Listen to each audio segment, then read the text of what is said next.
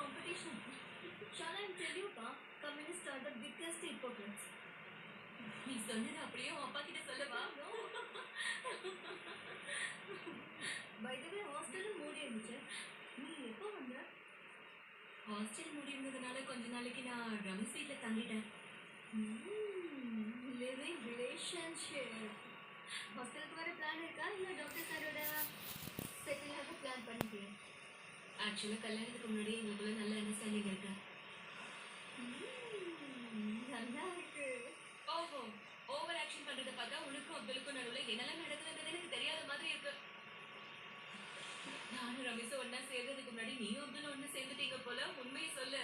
I know everything. சரிதானே?